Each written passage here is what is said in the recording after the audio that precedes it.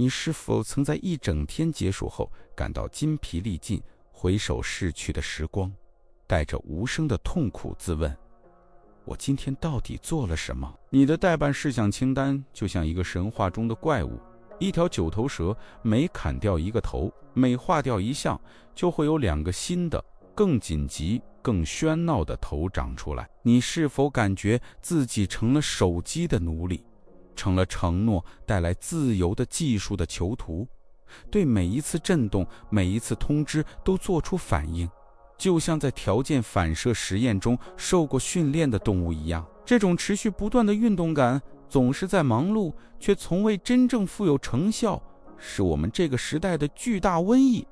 这就是虚假生产力的瘫痪，一场在跑步机上疯狂的赛跑，它不会带你去任何地方，只会耗尽你的生命力，却没有任何实际的进展。这种混乱状态并非偶然，它是现代世界的默认设计。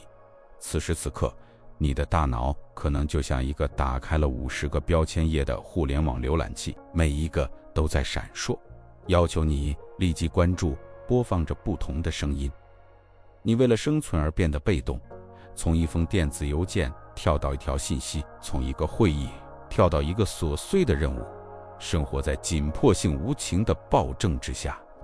你的精力本应像激光一样聚焦于建造有意义的事物，却被分散成千百个你整天都在扑灭的小火灾，最终剩下的只是精疲力尽的灰烬和令人沮丧的认识。你再次忽略了真正重要的事情。你没有掌控一切，你只是在对别人为你的一天写好的剧本做出反应。但如果有一条出路呢？如果你可以在你的大脑中安装一个新的操作系统，一个不是为反应而设计，而是为意图和掌控而设计的系统呢？今天我将把这把转变的钥匙交给你。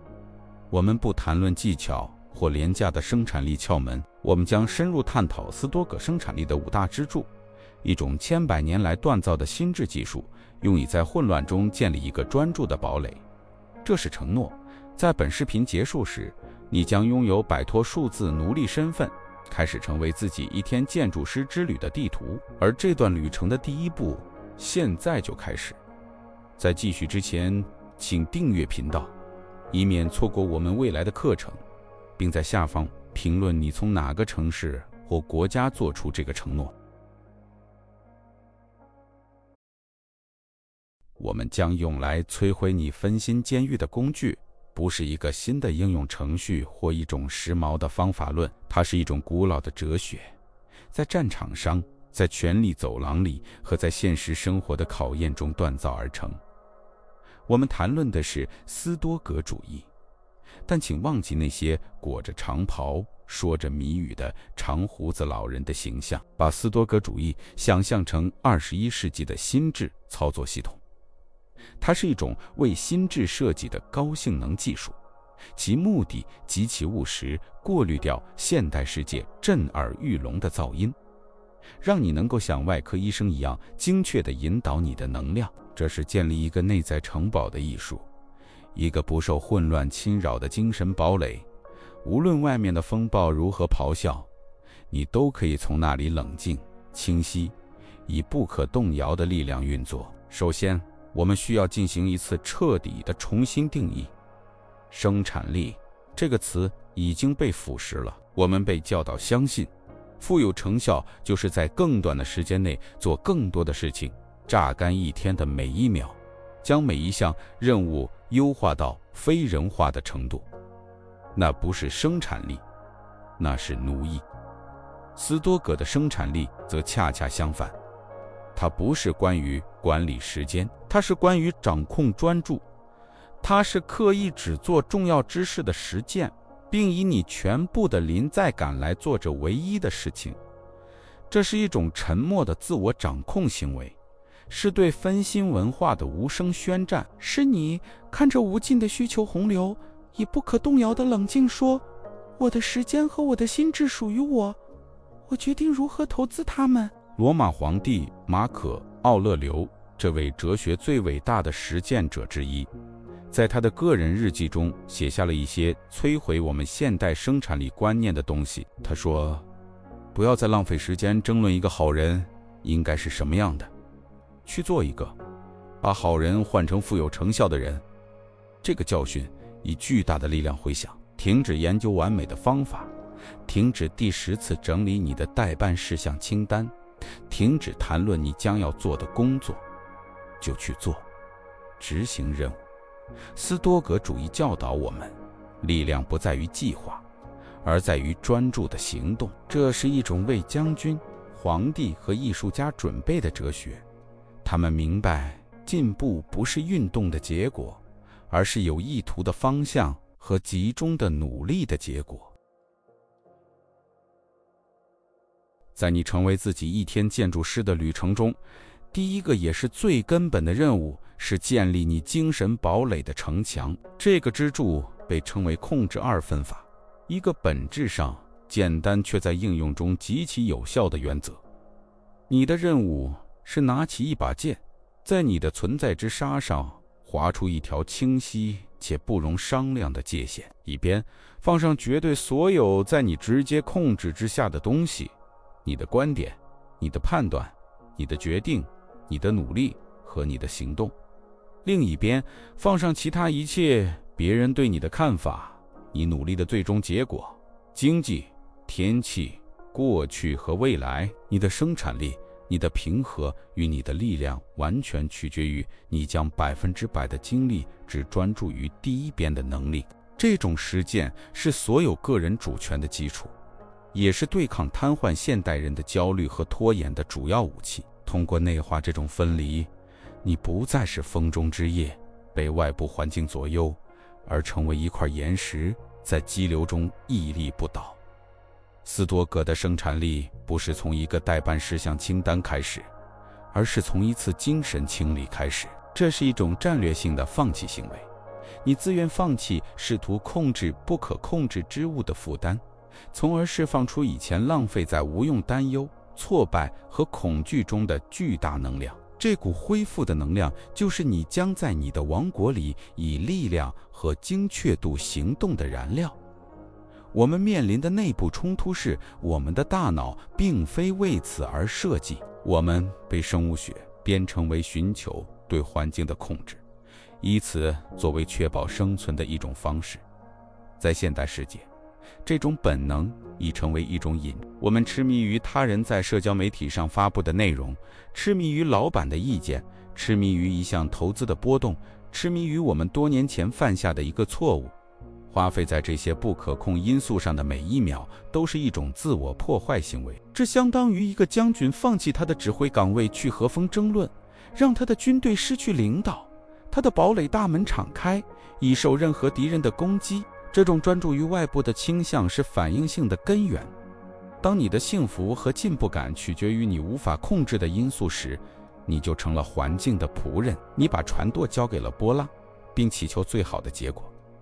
数字奴隶的心智生活在这种持续的警觉状态中，试图预测和操纵不可控制的事物。这不仅令人筋疲力尽，而且是无所作为的完美配方。因为我们控制之外的事物是如此之压倒性，以至于我们常常觉得自己太渺小，无法对任何事情采取行动，包括我们实际上可以直接影响的事情。现在，让我们运用我们的核心比喻：你的心智是一座堡垒，你的注意力是你的精锐卫队。每当你允许自己担心交通、同事的批评或周末下雨的可能性时，你都在犯一个严重的战术错误。你正在把你最好的士兵，你的精锐卫队，派到城墙外去执行徒劳且不可能的任务。他们永远不会带着胜利归来。他们与影子战斗，试图改变无法改变的东西，直到精疲力竭。而你的城堡内部，你真正的权力王国却无人保护，一片混乱。想象一下，克劳迪奥，一位才华横溢的项目经理，他花了一半的时间被下周要做报告的焦虑所瘫痪。他担心董事们是否会喜欢，技术是否会失灵，同事是否会提出一个难题。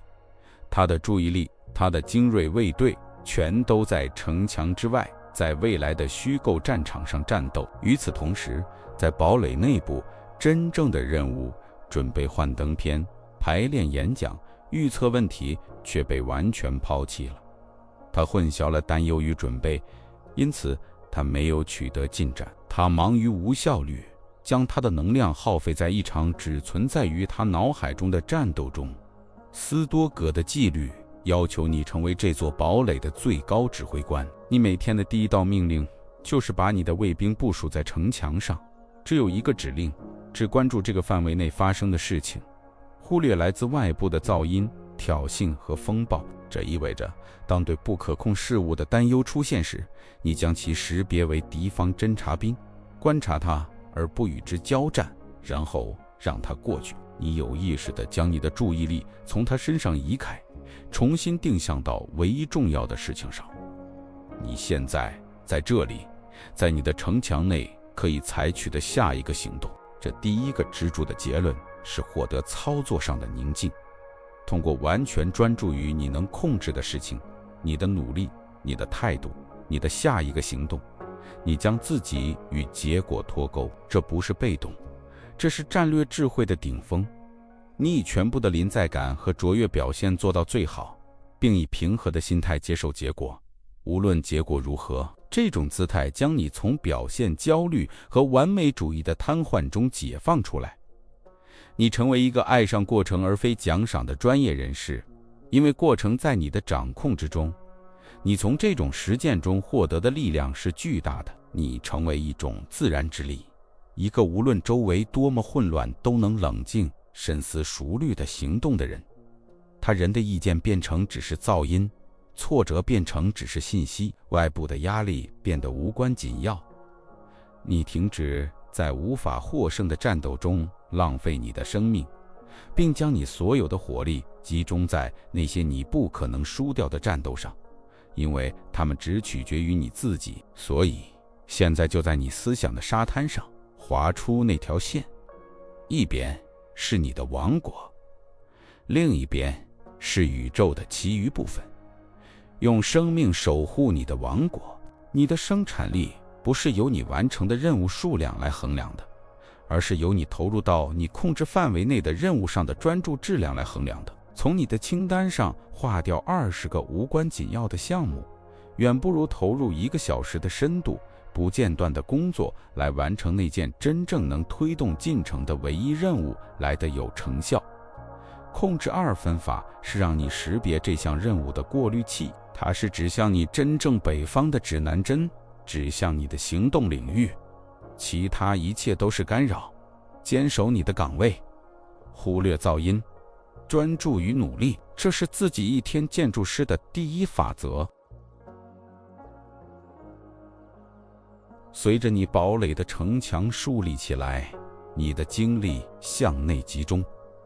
第2个任务是学会在一天开始之前就赢得它。第2个支柱是清晨的仪式，但不要把它理解为一种时髦习惯的简单例行公事，把它想象成一个指挥官战前的战略会议。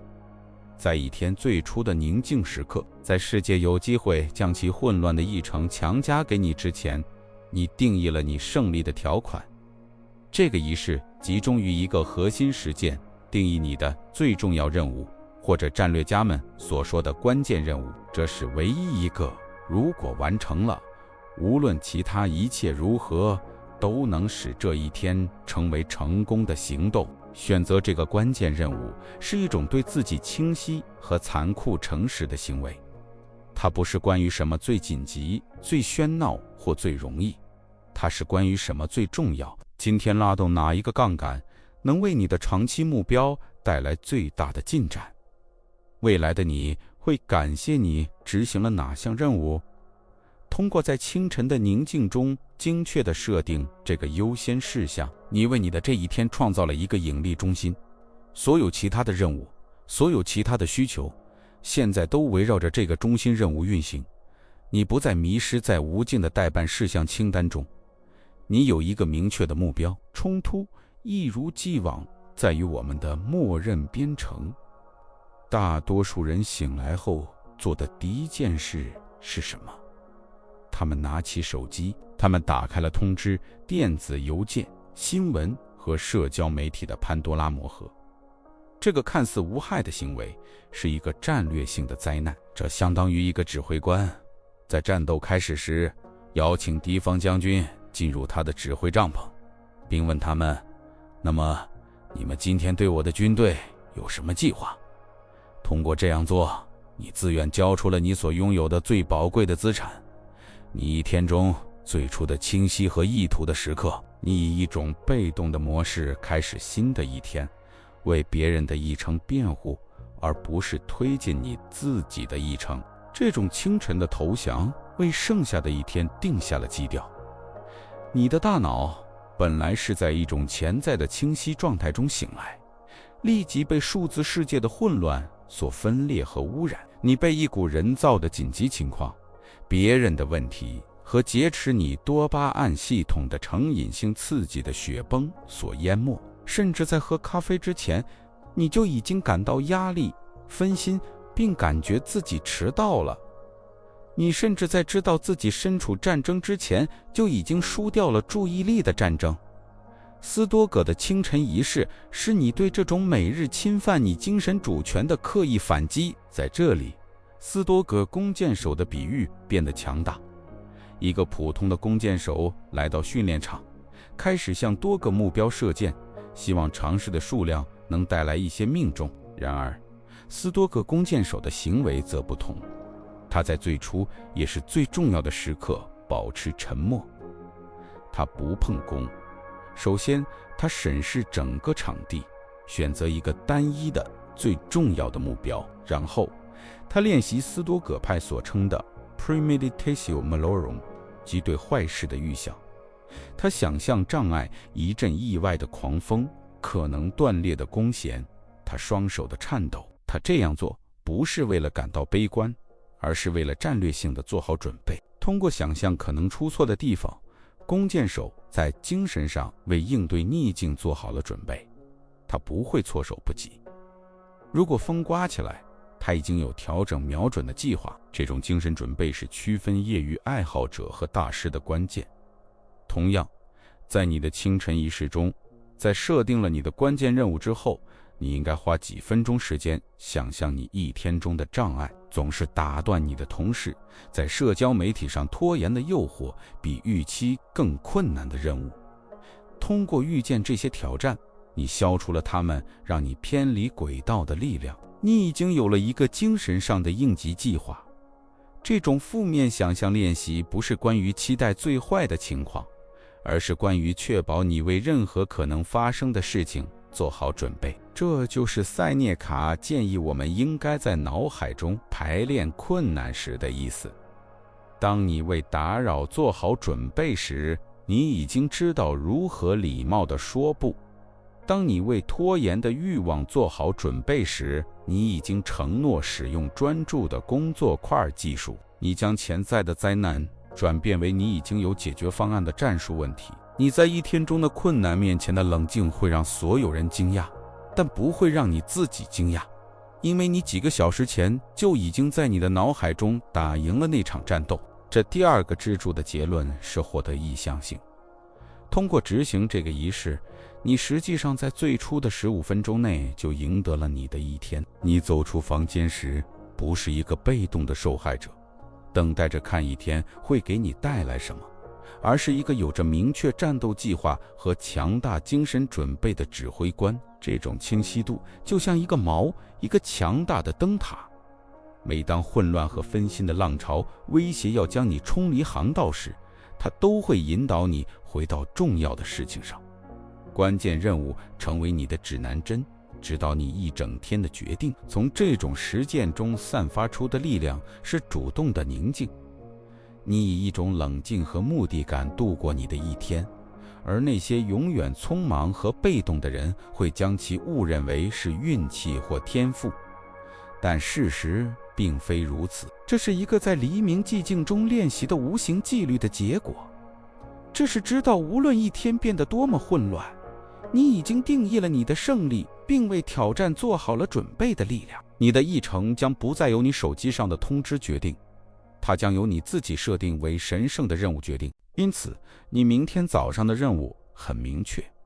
在触摸手机之前，先触摸一个笔记本，静坐5分钟，呼吸，然后在页面的顶部写上今天的关键任务是，以无情的清晰度定义这项任务，然后列出3个可能出现的潜在障碍，以及你将如何处理它们。做到这一点，你将迈出最重要的一步，从自己生活中的乘客转变为自己一天的建筑师、指挥官、主人。这是第2个支柱。随着你的精神堡垒受到保护，你的日常战斗计划已经制定。我们来到了第3个支柱，它掌管着你拥有的最宝贵且不可再生的资源——你的时间。斯多葛主义教导我们，不要把时间看作我们拥有的东西，而要看作生命本身构成的物质。流逝的每一秒都是你存在的一部分，永远消失。因此，这个支柱的任务是彻底重塑你与时间的关系，以你对生命本身的尊重和敬畏来对待它。你必须开始把每个小时不看作一个需要填充的空间，而看作一枚需要明智投资的货币。Memento Mori， 记住，你终有一死。塞涅卡在他的性论《生命之短暂》中，以毁灭性的清晰度阐述了这一点。他说，不是我们的时间太少，而是我们浪费了太多。我们活着就好像我们会永远活下去，推迟我们最重要的项目，容忍分心，把我们的时间交给那些不增加价值的人和活动，就好像我们在银行里有无限的供应一样。斯多葛的生产力要求你面对你的死亡，不是带着恐惧，而是作为一种专注的工具。对死亡的意识是赋予生命价值的东西。知道你的时间是有限的，是让每一刻都值得过的最大动力。内部冲突是显而易见的。现代文化鼓励我们消磨时间，我们通过滚动无尽的信息流打发时间，观看我们5分钟后就会忘记的内容，参与无用的八卦。我们把时间当作一个需要战胜的敌人，一个需要用任何廉价刺激来填补的空虚。数字奴隶害怕无聊和沉默，因为正是在这些时刻，他停滞不前的真相可能会浮现出来。他寻求分心作为一种麻醉为活过的生活之痛的药物，浪费他真正拥有的唯一货币，以换取短暂的娱乐和肤浅的验证。这种对时间的贬低是我们允许自己被打断的原因，是我们对不想要的承诺说是的原因，也是我们拖延我们知道是重要行动的原因。在内心深处，我们并不真正相信我们的时间是宝贵的。如果你在街上看到一个人在烧100元大钞，你会认为他疯了。然而，我们每天都在燃烧我们的小时，一种比金钱无限珍贵的资源，我们却毫不在意。斯多葛主义者拒绝参与这种集体疯狂。他明白，不经意地赠送你的时间是最大的盗窃。这里的比喻是一个稀有硬币商人。想象一下，你每天醒来时都正好有24枚金币，这些硬币是独一无二的，不能累积到第2天。到了一天结束时，没有花掉的就会消失。你会如何对待每一枚硬币？你会把它们交给任何一个索要的人吗？你会用它们换取没有价值的小玩意儿吗？还是你会以最大的谨慎投资它们，寻求可能的最大回报？无论是在知识进步、有意义的关系，还是内心平静方面，你的小时就是这些硬币。你如何花费它们，定义了你生命的财富。再想想克劳迪奥，他收到一封来自同事的非紧急邮件，他没有忽略它，并继续专注于他的关键任务，而是停下手中的工作并立即回复。他刚刚把他一枚宝贵的时间硬币花在了一笔低价值的交易上，仅仅因为被要求了。然后他打开社交网络，只看1分钟。当他意识到时，30分钟已经过去了。他用半枚金币换来了绝对没有任何持久价值的东西。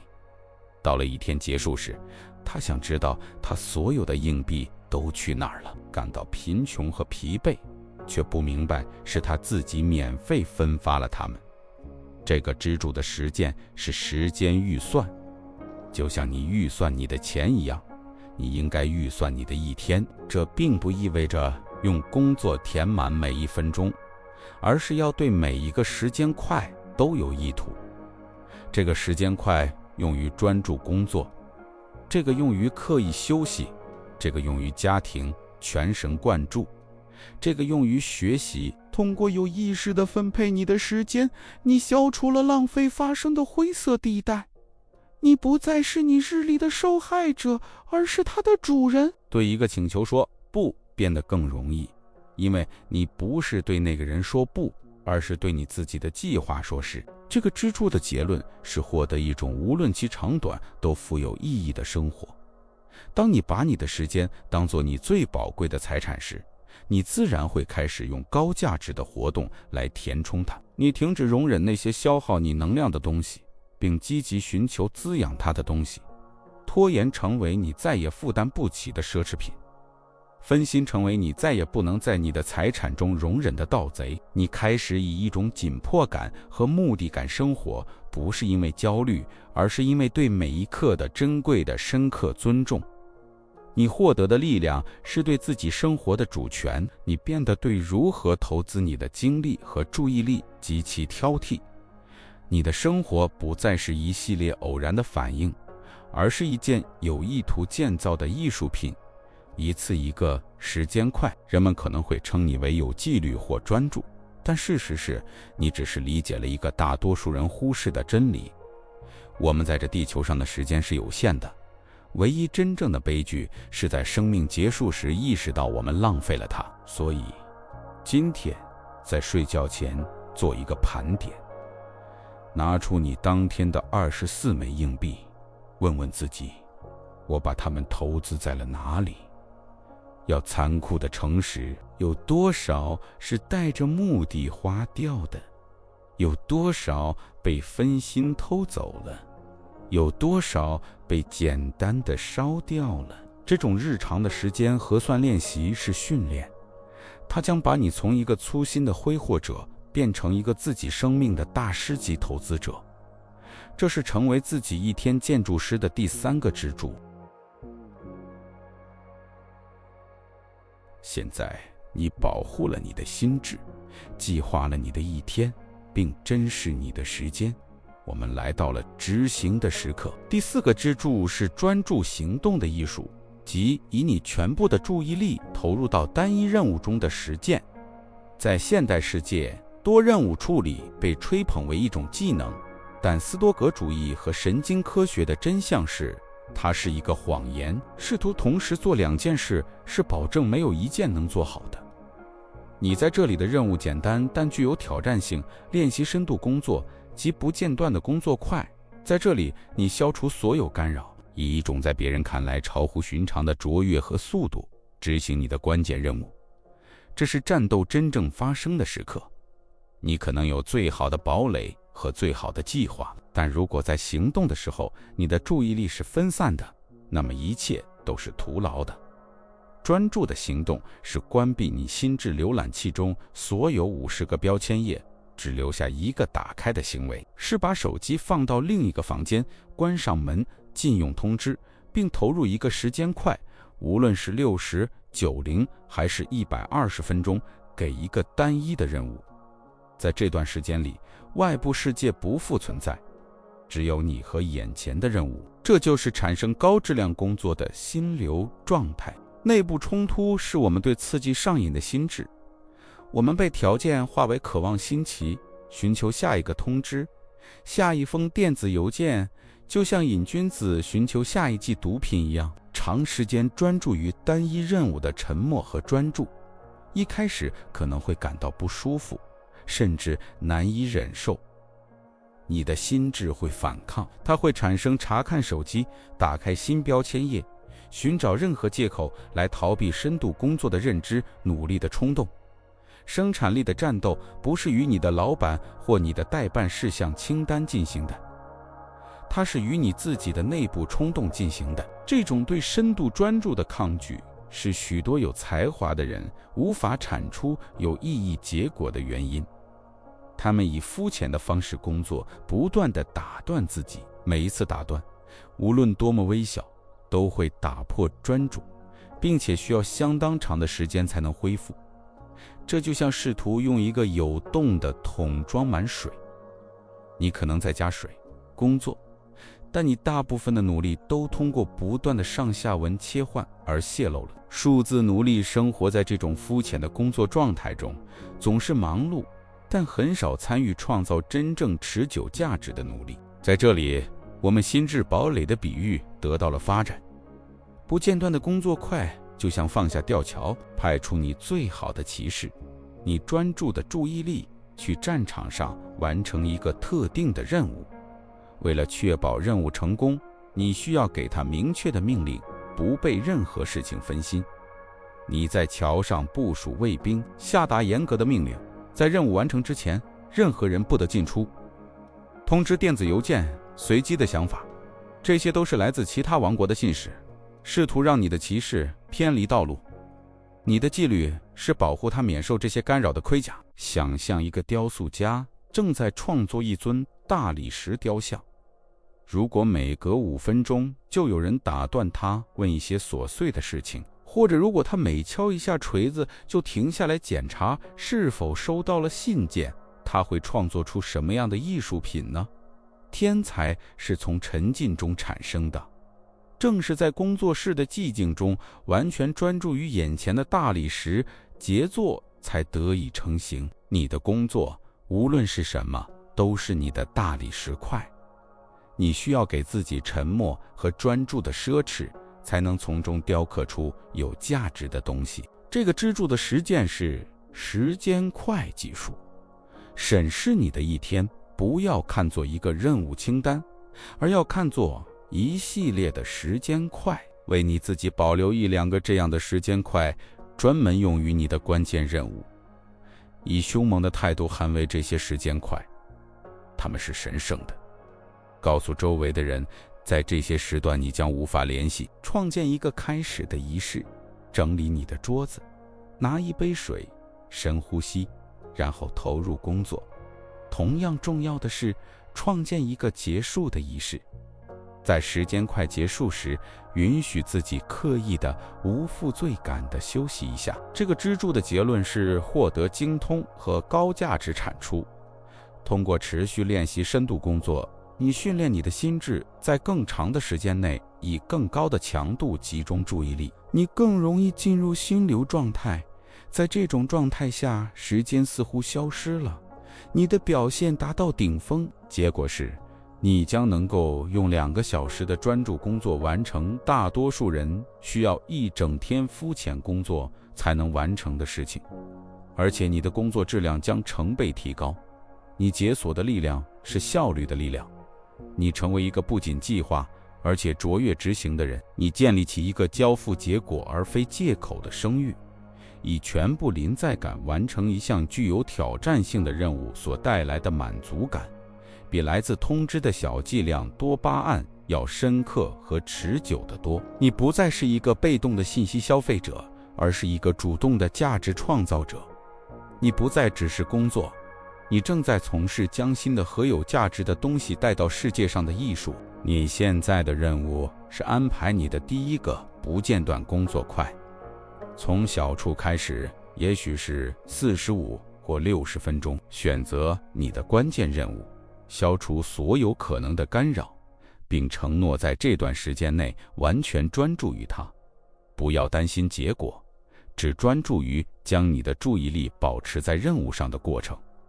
把它当作对你大脑的训练，一种行动中的冥想。这是第4个也是至关重要的支柱。在这里，计划变成现实，建筑师看到他的作品开始被建造。最后，我们来到了第5个也是最后一个支柱。这个实践确保你的进步不是偶然，而是一个持续自我完善的过程。这就是战争日记你的夜间复盘，就像一个指挥官在一天结束时分析战斗的动向，以便从错误中学习并加强制胜策略一样，你应该把你一天的最后时刻留给你行动的诚实和私密的分析。一天最后的任务是静静地坐下来，拿着日记，问自己：我在哪里以美德和专注行动了？我的注意力在哪里被偷走了？我在哪里是被动的，而不是主动的？这种被马可·奥勒留和塞涅卡等斯多葛主义者所喜爱的实践，不是一种破坏性的自我批评练习，它不是关于为你的失败而自责，相反，它是一种战略性的自我意识和自我同情的行为。这是成为自己导师的过程。通过客观地回顾你的一天，你把每一天无论是好是坏都变成了一堂宝贵的课。你开始识别你行为中的模式，导致拖延的触发因素是什么，消耗你能量的情况是什么，哪些策略运作良好。一天不再仅仅是发生在你身上的事情，而成为你改进的数据。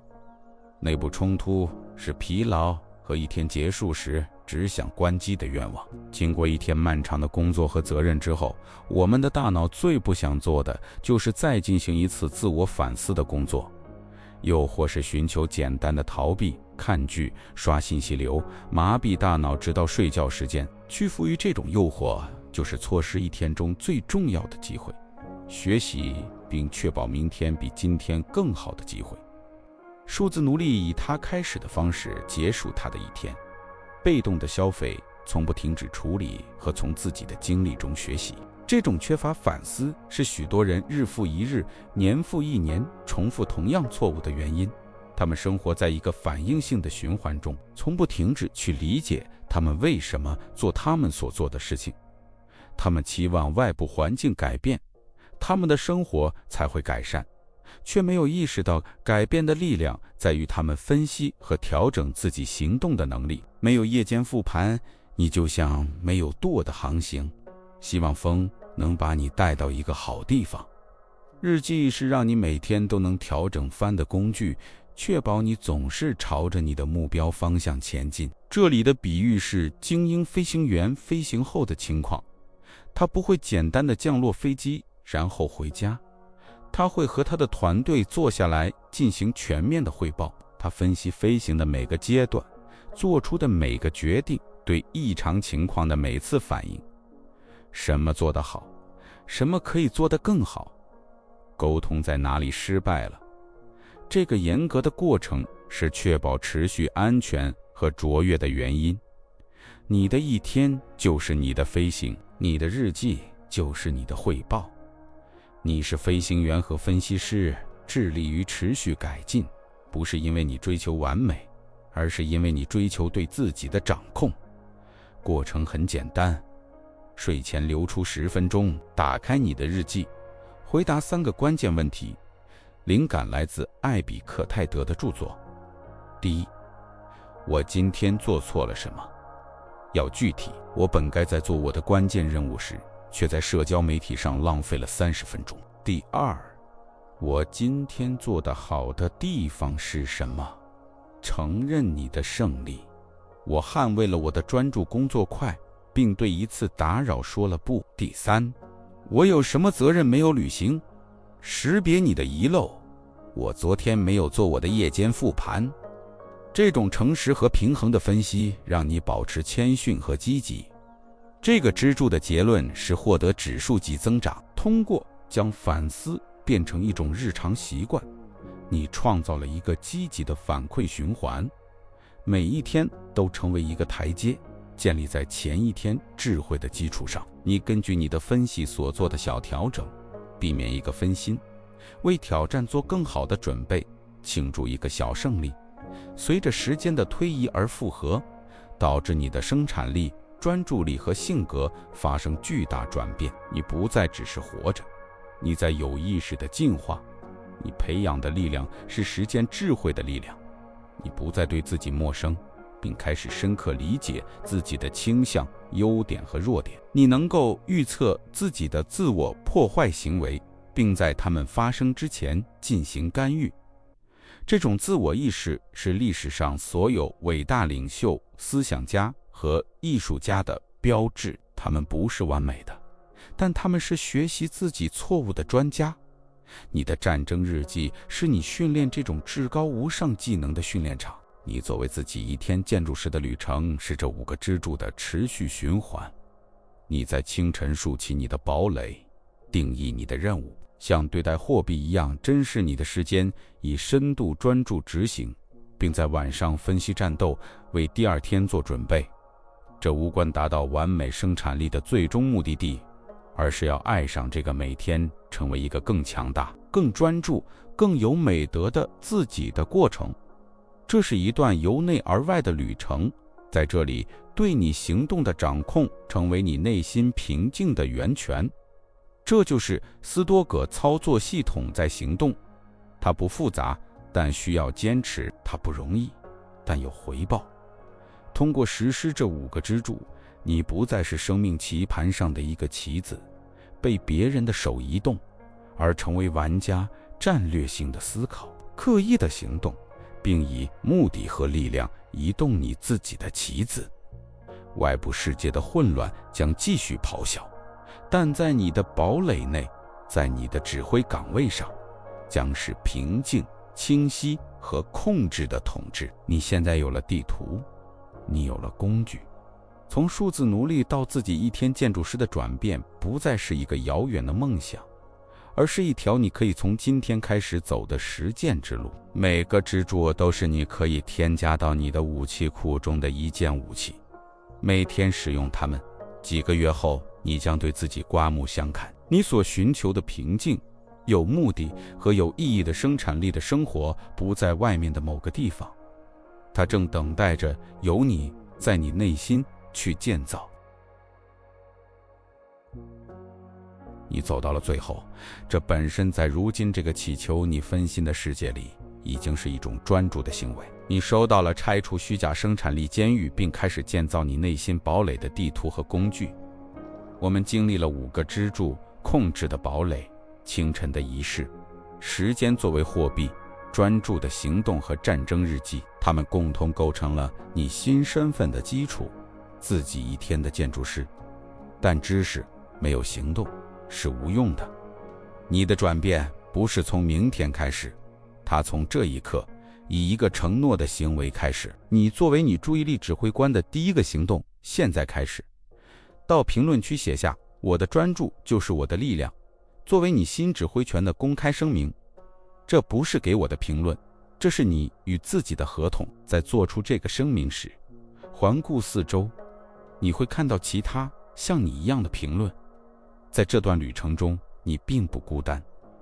你正在加入一个选择了纪律而非分心，选择了目的而非被动的个体社区。为了加强这个社区并展示我们承诺的力量，我请求你做第2个声明，也评论我看到了最后或任务完成。这创造了一个强大的社会证明，向所有来到这里的人表明，这里不是给偶然的观众的，而是给真正的实践者的。每一条这样的评论都是我们集体堡垒墙上的一块砖，一个我们正在共同夺回我们心智控制权的信号。最后，如果这个信息与你产生共鸣，如果你感受到了改变的火花，我请求你执行最后2个战略行动。首先，给视频点赞，不是作为虚荣的姿态，而是为了表明这个内容有价值，应该展示给更多在混乱中迷失的人。其次，分享这个视频，想一想你生活中正在挣扎、感到不堪重负和被动的一个人。通过与他分享这张地图，你不仅仅是发送一个链接，你是在提供一个军火库、一套工具，让他也可以开始建造自己的堡垒。永远记住，你的注意力是你最宝贵的资产，用你的生命守护它，掌控你的专注，并建造一个有目的的一天和一生。